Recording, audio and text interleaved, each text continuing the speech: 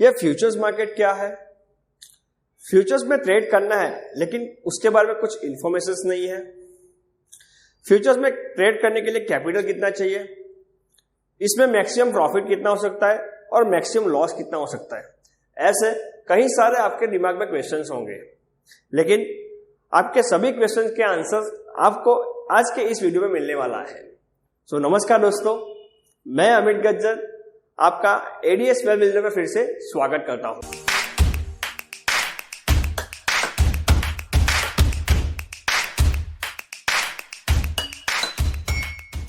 Futures market को समझने से पहले हमें फॉरवर्ड मार्केट को समझना बहुत ही जरूरी है।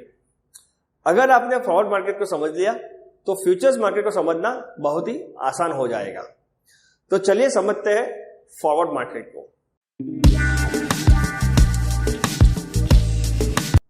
फॉरवर्ड मार्केट को हम एक एग्जांपल से समझने की कोशिश करते हैं। एक तरफ है फार्मर, एक तरफ है रेस्टोरेंट ओनर।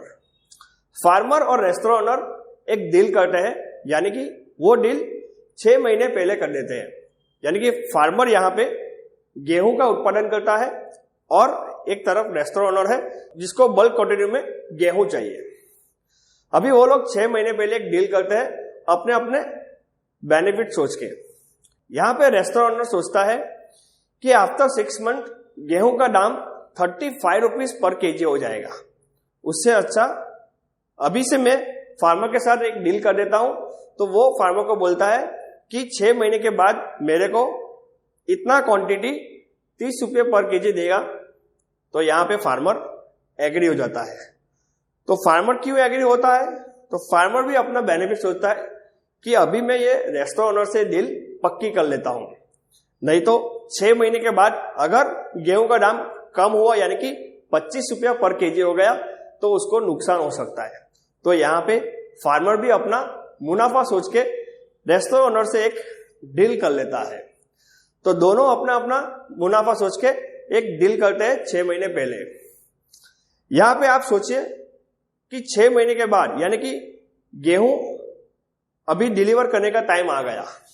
डिलीवर के टाइम पे अगर गेहूं का दाम 25 रुपीज हुआ तो क्या रेस्टोरेंट ओनर फार्मर के पास गेहूं लेगा?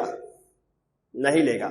यानी कि रेस्टोरेंट ओनर यहां पे गुम जाएगा, क्योंकि उसको रिटेल मार्केट में ही एकदम सस्ते दाम के ऊपर उसको गेहूं मिल रहा है। तो वो क्यों फार्मर के पास लेगा? तो यहां पे रेस्टोरेंट ओनर फार्मर के पास गेहूं लेने से मना कर देता है। तो फार्मर को बहुत बड़ा नुकसान हो सकता है। दूसरी ओर समझते हैं कंडीशन नंबर 2, यानी कि यहां अगर ऐसा हो गया गेहूं का दाम बढ़कर 35 रुपीज केजी हो गया तो फार्मर क्या करेगा? रेस्टोरेंट ओनर को देगा क्या? नहीं देगा, क्योंकि उसको और 5 रुपया मुनाफा होगा। यानी कि वो रेस्टोरेंट ओनर को गेहूं देने से मना कर देगा। यहां पे फार्मर गुम जाएगा। वो रेस्टोरेंट ओनर को गेहूं देने से मना कर देगा क्योंकि उसको और 5 रुपया मुनाफा हो रहा है। तो यहां पे कोई एक पार्टी गुम सकती है फॉरवर्ड मार्केट के अंदर, जिसको बोलते हैं काउंटर पार्टी रिस्क। क्योंकि यहां पे डील होती है 2 पार्टी के अंदर, यानी कि फार्मर और रेस्टोरेंट ओनर, यानी कि पार्टी ए और बी। तीसरा कोई भी यहां पे नहीं है। अगर 2 में से कोई भी एक बंदा गुम गया तो ये डील कैंसिल हो जाएगी, यानी कि कॉन्ट्रैक्ट कंप्लीट नहीं होगा, क्योंकि ये कोई स्टैंडर्डाइज्ड कॉन्ट्रैक्ट नहीं है। तो उसके लिए अभी आप जो देख पा रहे हैं फ्यूचर्स कॉन्ट्रैक्ट, यानी कि फ्यूचर्स कॉन्ट्रैक्ट को आप फॉरवर्ड कॉन्ट्रैक्ट का एक नया अवतार समझ सकते हैं। तो अब समझते हैं futures market.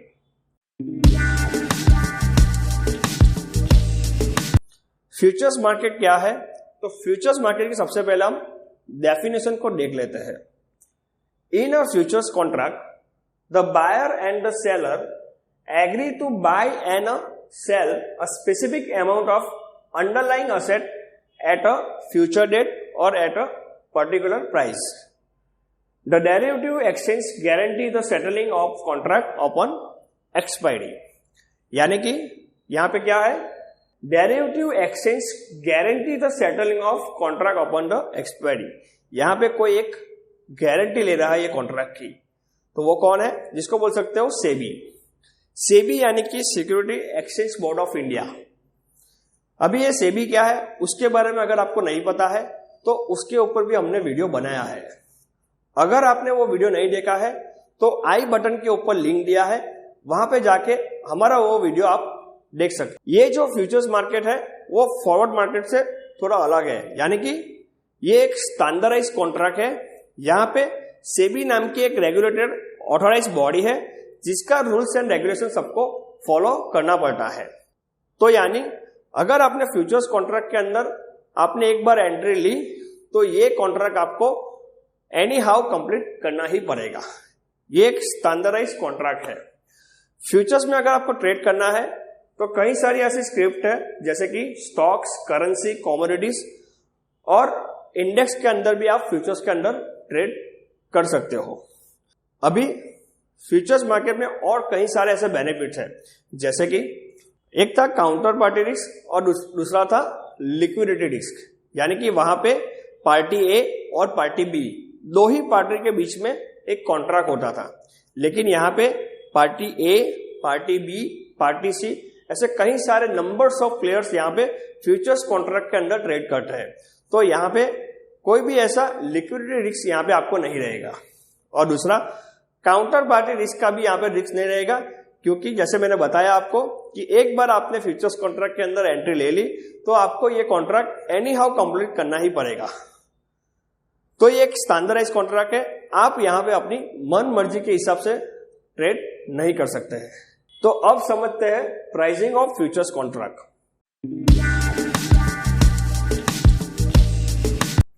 Futures price normally exceed spot और cash price due to the cost of carry and converts to the spot price on expiry. Futures price is the price which has been agreed upon for the futures delivery of the asset at the time of entering into the contract. यानी कि एक होता है spot price, एक होता है futures price. Spot price यानी कि कोई भी एक स्टॉक पकड़ो, जैसे कि रिलायंस का प्राइस है 2500 और उसका फ्यूचर्स कॉन्ट्रैक्ट का प्राइस है 2530। तो यहाँ पे 30 रुपीज का कुछ डिफरेंस आ रहा है। तो रियल प्राइस यानी कि स्पॉट प्राइस उसको बोल सकते हैं, और फ्यूचर्स प्राइस। तो यहाँ पे क्या है कि आपको 30 रुपया ज्यादा देना पड़ता है। तो ये 30 रुपीज क्या है, ये 30 रुपीज को आप बोल सकते हो कॉस्ट ऑफ कैरी, यानी कि जिस कॉन्ट्रैक्ट में आप एंटर होते हो उस कॉन्ट्रैक्ट को कैरी करने के लिए जो कॉस्ट लगती है उसको बोल सकते हो कॉस्ट ऑफ कैरी। तो ये कॉस्ट ऑफ कैरी क्या है? Is the cost that an investor incurs for the holding a certain future contract until it's expiry. तो फ्यूचर्स प्राइस अगर आपको निकालना है तो स्पॉट प्राइस और उसके साथ जोड़ दो कॉस्ट ऑफ कैरी, यानी कि spot price plus cost of carry is equal to futures price. उसी तरह अगर आपको कॉस्ट ऑफ कैरी को निकालना है तो फ्यूचर्स प्राइस में से स्पॉट प्राइस को माइनस कर दो तो आपका निकल आएगा कॉस्ट ऑफ कैरी। अभी कुछ बार ऐसा भी हो सकता है कि फ्यूचर्स प्राइस स्पॉट प्राइस से ज्यादा हो सकता है या कभी कम हो सकता है, यानी कि अगर समझ लो फ्यूचर्स प्राइस स्पॉट प्राइस से कभी ज्यादा है तो उसे हम बोल सकते हैं कि फ्यूचर्स कॉन्ट्रैक्ट प्रीमियम प्राइस के ऊपर हमको मिल रहा है। कुछ बार ऐसा होगा कि फ्यूचर्स प्राइस स्पॉट प्राइस से कम है, यानी कि हम ऐसा बोल सकते हैं कि फ्यूचर्स कॉन्ट्रैक्ट डिस्काउंट प्राइस के ऊपर मिल रहा है, यानी कि सस्ता मिल रहा है हमको। तो इस तरह आप बोल सकते हो कि फ्यूचर्स प्राइस प्रीमियम प्राइस पे मिल रहा है या डिस्काउंट प्राइस पे मिल रहा है। तो यहां पे आपने फ्यूचर्स कॉन्ट्रैक्ट के बारे में थोड़ा बहुत समझ लिया, लेकिन अगर आपको ट्रेड करना है तो और भी कई सारी चीजें आपको पता होनी चाहिए। जैसे कि अगर आपको फ्यूचर्स कॉन्ट्रैक्ट के अंदर ट्रेड करना है तो फ्यूचर्स टर्मिनोलॉजी के बारे में समझना बहुत ही जरूरी है।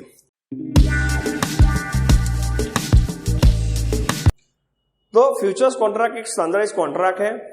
यहां पे आप अपनी मन मर्जी के हिसाब से कॉन्ट्रैक्ट में ट्रेड नहीं कर सकते हो। तो सबसे पहले आता है लॉट साइज, यानी कि लॉट साइज यानी कि यहां पे एक फिक्स क्वांटिटी में आपको काम करना पड़ता है। फॉरवर्ड में क्या था कि जिसको मन मर्जी चाहिए उतना क्वांटिटी बाय या सेल करते थे, लेकिन यहां पे आपको स्क्रिप्ट वाइज एक फिक्स क्वांटिटी एक डिसाइड की होती है, उसी क्वांटिटी के हिसाब से आपको यहाँ पे ट्रेड करना पड़ता है। तो चलिए समझते हैं लॉट साइज को। A futures contract is standardized contract with certain specifics. One such specific is the lot size, market lot और कॉन्ट्रैक्ट साइज। यानी कि समझते हैं एग्जांपल से, जैसे कि निफ्टी है, बैंक निफ्टी है। निफ्टी बैंक निफ्टी क्या है? एक इंडेक्स है। तो अगर निफ्टी में अगर आपको ट्रेड करना है तो यहाँ पे फिक्स क्वांटिटी डिसाइड, यानी कि मिनिमम 50 क्वांटिटी में आपको ट्रेड करना ही पड़ेगा। यानी कि अगर आप 10 क्वांटिटी 20 क्वांटिटी ऐसे आप ट्रेड नहीं कर सकते हो, मिनिमम आपको 50 क्वांटिटी में ट्रेड करना ही पड़ेगा। उससे ज्यादा करना है तो उसको उससे मल्टीप्लाई करना पड़ेगा, यानी कि 50 into 1, 50 into 2, यानी कि 150, 100, 150, 200। तो इसी तरह लॉट के साथ मल्टीप्लाई करके आप ट्रेड कर सकते हो। तो उसी तरह बैंक निफ्टी का लॉट साइज है 25, रिलायंस उसका क्वांटिटी है 250, तो इसको बोलते हैं लॉट साइज। तो अब समझते हैं expiry date,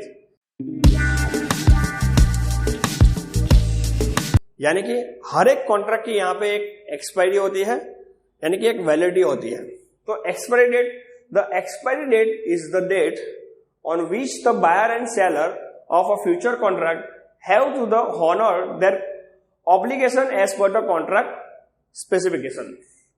To avoid confusion, it has been pre-decided that every derivatives contract will expire on the last Thursday of the month. यानी कि हर एक कॉन्ट्रैक्ट की एक एक्सपायरी होती है। तो हर एक फ्यूचर्स कॉन्ट्रैक्ट की एक्सपायरी, जैसे कि मान लो कि जुलाई मंथ का फ्यूचर्स कॉन्ट्रैक्ट है, तो जुलाई मंथ का फ्यूचर्स कॉन्ट्रैक्ट की एक्सपायरी कब आएगी? उसी मंथ का जो लास्ट थर्सडे होगा उस दिन के ऊपर उसका एक्सपायरी आएगा। तो हर एक कॉन्ट्रैक्ट की एक्सपायरी उसी मंथ का लास्ट थर्सडे को आता है। अभी मान लो कि एक्सपायरी के दिन अगर हॉलीडे है, यानी कि मार्केट हॉलीडे है, तो उस दिन ट्रेडिंग सेशंस ऑफ रहेगा। तो उस टाइम पे उसके अगले दिन को एक्सपायरी कंसीडर किया जाएगा। उसके बारे में आपके ब्रोकर की ओर से भी नोटिफिकेशन आ जाएगा अगर कुछ भी एक्सपायरी में चेंजेस होता है तो। अब समझते हैं ट्रेडिंग साइकिल।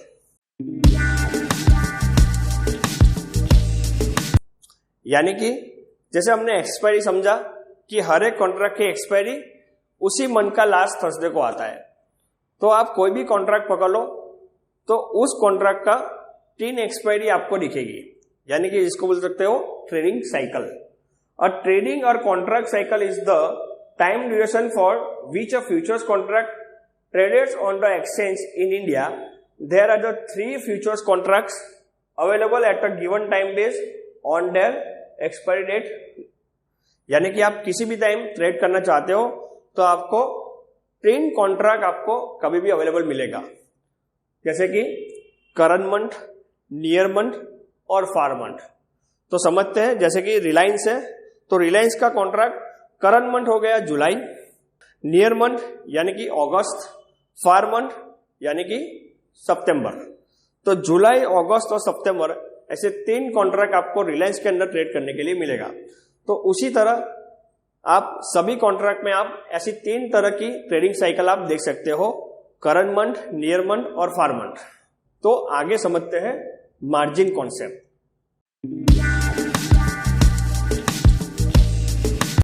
अभी फ्यूचर्स कॉन्ट्रैक्ट के अंदर आपको ट्रेड करना है तो कितनी अमाउंट की जरूरत है उसके बारे में डिटेल में डिस्कस करते हैं। तो margin concept, futures contracts works on leverage और द आइडिया ऑफ बोरोइंग।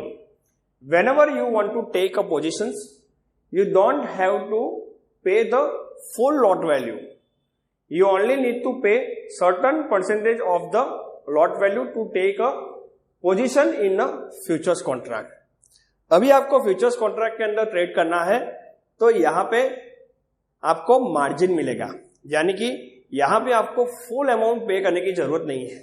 जैसे कि मान लो अगर आपको रिलायंस की 250 क्वांटिटीज आपको बाई करनी है, तो यहां पे अगर मान लो रिलायंस का प्राइस है 2500, तो 2500 इंटू 250 करेंगे तो कुछ 6 लाख अराउंड अमाउंट आएगा। तो यहां पे फ्यूचर्स कॉन्ट्रैक्ट के अंदर आपको ये 6 लाख यानी कि फुल अमाउंट पे करने की जरूरत नहीं है। तो कितने अमाउंट पे करना पड़ता है, तो चलिए उसको समझने की कोशिश करते हैं कि फ्यूचर्स मार्केट में कितना अमाउंट पे करना पड़ता है ट्रेड करने के लिए। इनिशियल मार्जिन, इनिशियल मार्जिन यानी कि the initial margin is the minimum amount of the money that both buyers and seller need at the time of getting into the any futures contract. यानी कि initial margin amount वो होता है जो buyer और seller दोनों को contract के अंदर एंटर होने के टाइम पे जो अमाउंट पे करनी पड़ती है उसको बोलते हैं इनिशियल मार्जिन। तो चलिए उसको एक एग्जांपल से समझने की कोशिश करते हैं। So let us assume that on March 1, 2023 an individual buys a 1 month futures contract on stocks XYZ। कोई भी XYZ स्टॉक्स को पकड़ लेते हैं। मान लो वो स्टॉक की प्राइस है 2500, यानी कि करंट मार्केट प्राइस क्या है 2500 रुपया। उसके लॉट साइज है 200, तो टोटल वैल्यू कितना हुआ 2500 इंटू 200 तो 5 लाख हुआ। लेकिन यहां पे इनिशियल मार्जिन यानी कि हमने समझा कि इनिशियल मार्जिन क्या होता है, कॉन्ट्रैक्ट के टाइम पे यानी कि कॉन्ट्रैक्ट के अंदर एंटर होने के लिए जो अमाउंट पे करनी पड़ती है उसको बोलते हैं इनिशियल मार्जिन। जो बायर्स और सेलर दोनों को पे करना पड़ता है वो कितना होता है 15%। तो then both parties have to deposit at least ₹75,000 with their respective brokers. यानी कि जो भी ब्रोकर में आप ट्रेड करते हो उस ब्रोकर को आपको 15% ओनली अमाउंट पे करनी पड़ती है। यहां पे आपको 5 लाख पे करने की जरूरत नहीं है, ओनली इनिशियल अमाउंट यानी कि वो कितना है 15%, यानी कि 5 लाख का काम आप यहां पे सिर्फ 75,000 में आप कर सकते हो, जिसको बोलते हैं इनिशियल मार्जिन। तो इनिशियल मार्जिन यहां पे आपको 15 से 20% लग सकता है। तो अब समझते हैं maintenance margin. So maintenance margin क्या होता है? Maintenance margin is the sum of money that has to be maintained by both buyer and seller in their margin account once trading has started. The amount और percentage is lesser than the initial margin. तो सबसे पहले हमने क्या देखा, initial margin. वो क्या था, कॉन्ट्रैक्ट के अंदर एंटर होने के लिए जो अमाउंट पे करनी पड़ती है उसको बोल सकते हो इनिशियल मार्जिन। अभी आपने कॉन्ट्रैक्ट के अंदर एंट्री ले ली, यानी कि आपका ट्रेड स्टार्ट हो गया। अभी ट्रेड स्टार्ट होने के बाद आपका जो ब्रोकर है यानी कि आपका ट्रेडिंग अकाउंट है उसके अंदर कुछ मेंटेनेंस मार्जिन की कुछ मार्जिन आपको मेंटेन करना बहुत ही जरूरी है, लेकिन ये मार्जिन इनिशियल मार्जिन से थोड़ा कम होगा। तो इसको भी समझने की कोशिश करते हैं। From the previous example the initial margin was 15% of the contract value, so the maintenance margin could perhaps be 12%, यानी कि कितना आएगा maintenance margin 12%। This means that the buyer and seller have to have at least ₹60,000 in their account at any point, यानी कि आपको 60,000 यानी कि 12% amount आपके ट्रेडिंग अकाउंट में एनी टाइम मेंटेन होना बहुत ही जरूरी है। तो as the contract begins the margin amount में इंक्रीज और decrease depending upon the value of the stocks, but the balance can not fall below the maintenance margin level. If it does then the buyers और the sellers have to deposit the differential amount. यानी कि अगर मान लो आपका futures का trade चालू है, यानी कि कोई भी एक पार्टी को प्रॉफिट हो रहा होगा और एक पार्टी को लॉस हो रहा होगा। मान लो अगर आपको लॉस हो रहा है तो लॉस होने के टाइम पे क्या होगा, जो आपका मेंटेनेंस मार्जिन है वो आपका फॉल हो जाएगा। फॉर एग्जाम्पल जैसे कि यहां पे 12% यानी कि कितना है 60,000, मान लो आपको वो ट्रेड के अंदर 5,000 का लॉस चल रहा है, तो आपका ये जो मेंटेनेंस मार्जिन है क्या हो जाएगा 55,000 हो जाएगा, यानी कि 5,000 आपका कम है। किसी भी हाल में आपको इसको मेंटेन करना, यानी कि आपको डिपॉजिट करना पड़ेगा ट्रेडिंग सेशंस के अंदर, यानी कि 3:30 से पहले आपको ये मेंटेनेंस मार्जिन को मेंटेन करना जरूरी है। अगर आप इस मार्जिन को आप मेंटेन नहीं कर पाओगे तो आपको आपके ब्रोकर की ओर से आपको एक कॉल या मैसेज आएगा। अगर आप वो अमाउंट पे नहीं कर सकते हो तो आपका ये ट्रेड या तो आपका ब्रोकर आपके बिहाफ में उस ट्रेड को कर देगा और आपका अलग से एक पेनल्टी भी लगेगा। तो ये सब नॉलेज होना आपको जरूरी है, कि कुछ लोग को क्या होता है कि फ्यूचर्स के अंदर जितना अमाउंट पे करेंगे उतना ही लॉस होगा, लेकिन ऐसा नहीं है। आपको ये मार्जिन, इनिशियल मार्जिन और मेंटेनेंस मार्जिन को समझना बहुत ही जरूरी है। यहां पे आपको अनलिमिटेड लॉस भी हो सकता है और अनलिमिटेड प्रॉफिट भी हो सकता है। अब समझते हैं M2M। M2M यानी कि मार्क टू मार्केट। तो मार्क टू मार्केट क्या है? Mark to market is valuing asset according to their most recent market price. An important features of the futures contract is that gains and losses are settled on the each trading day। यानी कि gains यानी कि profit and losses are settled on each trading day। तो इसे हम example से समझने की कोशिश करते हैं।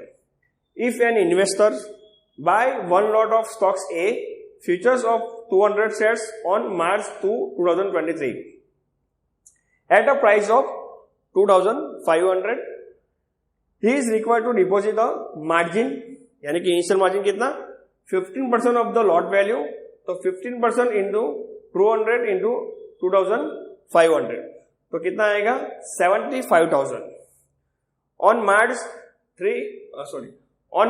3 the next trading day, if the price future close at the 2,530, then the investor has to make gain ₹6,000, यानी कि यहाँ पे 30 रुपीज का बेनिफिट हुआ।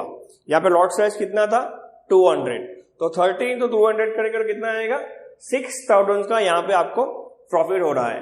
This gain will be credited to his account and debited from the account of sellers on account of M2M settlement. The position will start from 2,530 on the next day, यानी कि same day आपको कितना profit दिखाएगा M2M में? 6,000। अभी next day को कहां से स्टार्ट होगा? यानी कि मार्केट अगले सेशंस में कहां पे क्लोज हुआ था? 2,530। अगर नेक्स्ट डे को अगर मान लो कि 2,530 प्लस और 30 रुपीज का प्रॉफिट हो गया, तो आपको M2M में दिखाएगा 6,000 प्रॉफिट, लेकिन ओवरऑल प्रॉफिट कितना होगा आपका? 12,000 का। तो यानी कि M2M में आपको इस डे का गेन्स एंड लॉसेस आपको शो करेगा। आशा करता हूं आज का ये वीडियो आपके लिए बहुत ही इंफॉर्मेटिव रहा होगा। अगर आप चाहते हैं हम इसी तरह स्टॉक मार्केट के ऊपर इंफॉर्मेटिव वीडियो बनाते रहेंगे, तो आपका सपोर्ट दिखाना बहुत जरूरी है। आपका सपोर्ट दिखाने के लिए जल्दी से इस वीडियो को लाइक कर दो और हमारे इस चैनल को सब्सक्राइब करो, और हो सके तो आपके फ्रेंड्स और रिलेटिव में जो लोग स्टॉक मार्केट के बारे में सीखना चाहते हैं उसको भी इस वीडियो को शेयर कर दीजिए। तब तक के लिए हैप्पी रहे, हेल्दी एंड वेल्दी तो हम कर ही देंगे। धन्यवाद।